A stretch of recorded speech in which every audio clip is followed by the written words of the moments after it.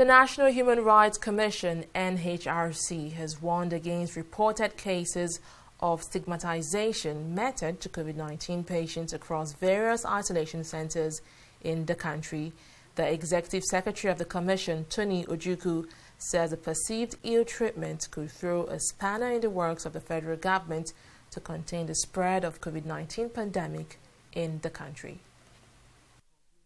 You could see people narrating a lot of stories about their experiences in the so-called isolation centers, which in the first place we think these isolation centers is the stigmatization name. There's some stigmatization attached to that.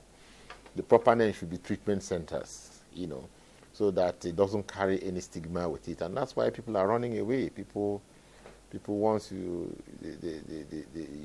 tell them that they are positive, they take off. They don't want to go there.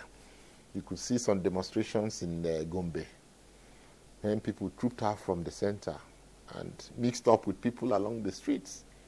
You could see some complaints from Kano. You could see some complaints in Jos, So it was obvious that the missing gap was that the way these centers were being run were not in line with the guidelines. They were not in line with minimum standards because even though those places are treatment centers, they are also a detention center in a way.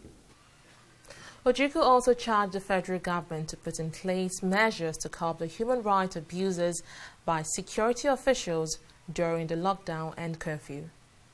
104 complaints in 3 weeks, then 105 complaints in 2 weeks. You can really see that the rate of violation of human rights reduced more, but still they were still violation of human rights. And we saw video clips of where people were staying in front of their houses and they were being molested by security agents.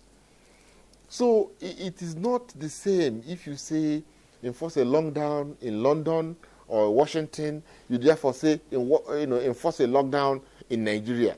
The conditions are not the same. The infrastructure is not the same.